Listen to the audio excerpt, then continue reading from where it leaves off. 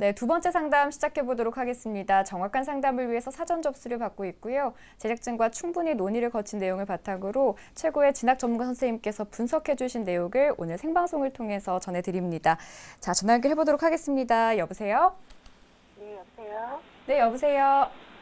네, 안녕하세요. 네, 저는 간단히 이번에 자기소개 좀 부탁드립니다. 네, 저는 이번에 수능 시험을 본 재수생 엄마입니다. 네, 어머니께서 전화 주셨는데요. 어제 이제 성적표를 받으셨을 텐데 작년과 비교해서 네. 좀 어떤가요?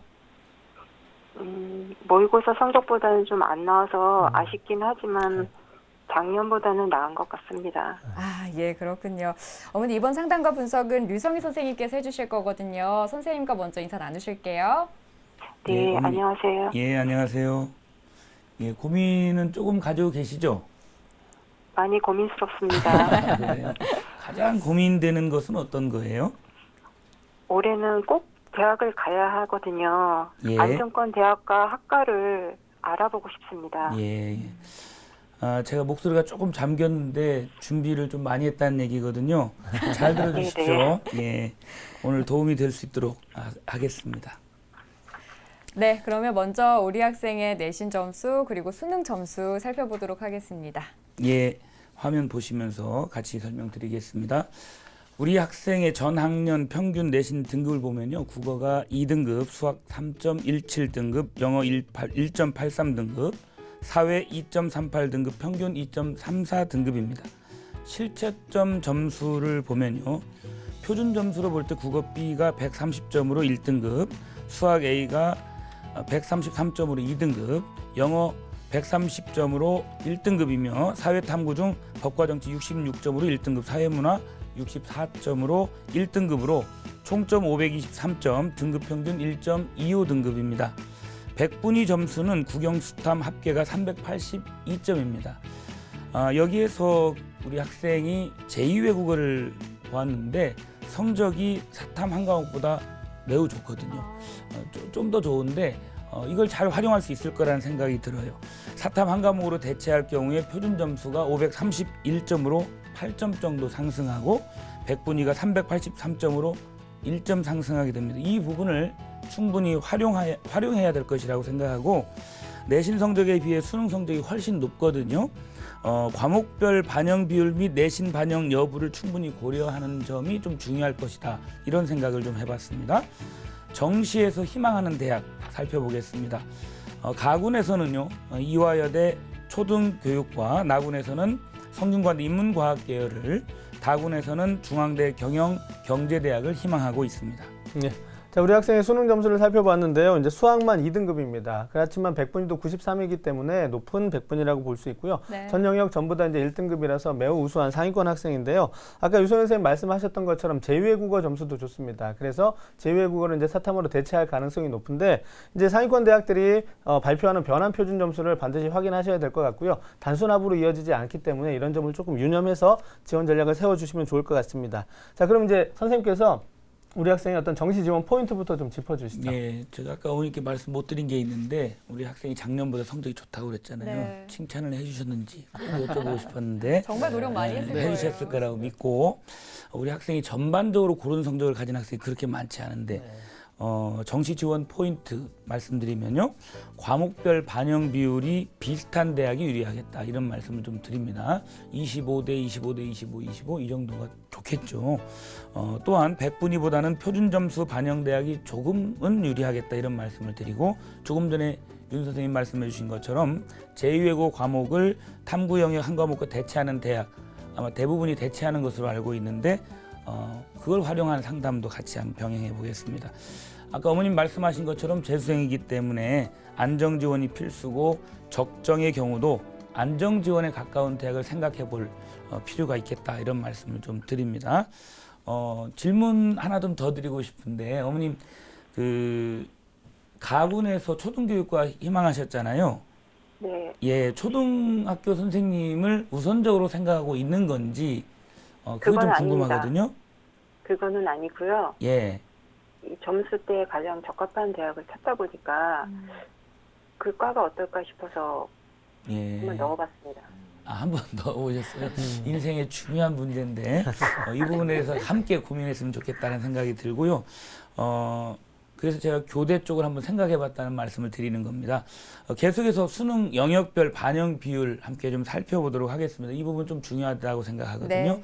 예, 화면 함께 보시죠. 1순위가 아까 말씀드린 대로 25, 25, 25, 25.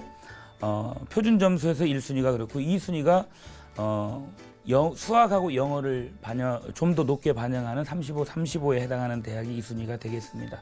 100분위로 가면요 좀 순위가 바뀌는데 국수, 영, 사를 30, 20, 30, 20으로 보는 대학이 좀 더 유리한 것으로 나옵니다. 여하튼 고른 어떤 비율을 가지고 있는 것이 좋겠다라는 생각을 해봅니다. 그래서 사실 준비한 게 다음 자료거든요. 네. 이 부분 이제 볼 수 있군요. 아까 학생에게 가장 어울리는 어떤 전형을 살펴보면 저 표에서 어디가 되겠습니까? 한양대학교가 되겠죠. 그러네요. 25 고르게 네. 나타나고요. 가군에서 희망하는 대학 이화여대를 보면요. 거의 비슷하죠. 영어가 30%고 탐구만 20%라고 하는 차이가 있지. 이 두 대학을 좀 주목할 필요가 있지 않겠나 이런 좀 제안을 드리고 나군에서 희망하고 있는 대학이 조금 아쉬운 것은 탐구를 잘 봤는데 네. 탐구를 10%만 반영한다는 점을 좀 우리가 주목할 필요가 있다. 이런 말씀으로 설명을 마치도록 할게요. 자, 이제 우리 학생의 영역별 반영 비율에 따라서 유불리가 어느 정도 드러납니다. 그렇기 때문에 지원할 때는 반드시 영역별 조합이 좀 유리한 대학을 선택하는 것이 좋을 것 같다라는 조언을 해주셨고요. 자, 그럼 이제 우리 학생이 희망하는 대학들의 특징을 좀 한번 살펴보도록 하겠습니다. 자, 우리 학생이 지금 이화여대와 성균관대 등을 희망하고 있는데요. 선생님께서 우리 학생이 희망하고 있는 대학들의 특징과 또 우리 학생의 도전 가능성을 좀 진단해 주시죠. 예, 그 희망이 좋은 결과로 이어지기를 바랍니다. 그리고 그 희망이 진로와 연결된다면 좀 붙잡아도 되겠다 이런 좀 희망적인 말씀을 드리면서 설명을 드리겠습니다. 정시가군 이화여대 초등교육과 말씀드리도록 할게요. 모집 인원은 전년도보다 3명이 늘어난 13명을 모집하고 있고요. 전형 요소는 수능과 학생분들 수능 반영 비율이 굉장히 높죠. 국영수능 표준 점수 아까 제2외국어를 포함한 탐구 과목은 100분위를 변환 표준 점수로 환산하는 그러한 전형 요소를 보여주고 있습니다. 반영 비율은 아까 설명해 드렸다시피 영어가 30, 탐구가 20이고 국어와 수학은 25의 반영 비율을 가지고 있습니다. 수능 최저는 없다는 것은 정시의 일반적인 현상입니다. 학생부 반영 방법에 있어서는 교과 90, 그다음에 출석과 봉사 7과 3%를 반영하는데 큰 어떤 그 감점은 없는 것으로 이렇게 판단이 됐고요. 3년간 경쟁률을 보면 점점 올라가고 2배나 올라간 이런 모습 이것도 조금 주목할 필요는 있지 않겠나 생각이 듭니다. 전년도 지원 가능 성적 합격자 사례를 중심으로 살펴보니까요. 표준 점수가 523.6점이었고요. 522에서 527점까지 분포하는 현상을 보여주고 있습니다. 금년도 예상 배치 점수를 살펴보고 왔습니다. 526점에서 530점까지 여러 배치표들이 다양하게 분포가 되어 있더라고요. 100분위는 96.5 정도 평균을 보여왔고요. 내신 등급 좀 좋은 학생들이 많이 지원하는 성향을 좀 보였습니다. 우리 학생에게 말씀드릴 지원 전략을 말씀드리면 지원 가능 성적은 100분위 개념으로 접근하면 96% 평균, 최종 발표되는 변환 표준 점수를 반드시 확인하면서 경쟁률이 상승하고 있다는 게 좀 변수이긴 한데 반영 비율을 적용하기 전과 반영 비율을 적용한 후에 아까 영어의 어떤 반영 비율과 탐구가 좀 조율이 있잖아요. 그래서 약간 점수는 떨어지지만 큰 차이는 없습니다. 0.6점 조정이 있다는 말씀을 좀 드리고요. 도전 해볼 만한 적정 지원이다 이런 말씀을 좀 드리는 것은 배치표 점수와 우리 학생의 점수가 플러스 4에서 마이너스 6점까지 좀 유리하게 있다 이런 말씀을 좀 드리고 여기에 수시 2월 인원이라든지 변환 표준 점수의 현상들 이런 것들을 좀 더 주의 깊게 살펴보면 긍정적인 어떤 생각을 가져도 좋지 않을까 이런 생각을 좀 해봤습니다. 네, 선생님 이어서 저희 나군 성균관대 인문과학 계열도 살펴볼까요? 예, 계속 살펴보겠습니다. 성균관대 인문과학 계열을 보면요. 전년도 60명 동일하게 모집 인원을 살펴볼 수가 있고요. 전형 요소는 수능 100%를 반영하고 있다는 점을 또 볼 수가 있겠습니다. 반영 비율은 탐구만 10%를 반영하고 국수영은 30% 반영한다는 걸 아까 살펴봤었고요. 표준 점수를 반영하고 있는데 학생에는 뭐 큰 어려움이 없을 정도로 국어와 수학 두 과목 중 하나를 B형을 선택해야 된다는 점은 일단 만족하고 있습니다. 네. 3년간 경쟁률을 살펴보면 조금 그 경쟁률이 감소하고 있다는 점, 이 점은 살펴볼 좀 긍정적인 어떤 모습으로 보이고요. 2016년도 배치 예상 점수를 살펴보니까 524점에서 526점이 되겠습니다.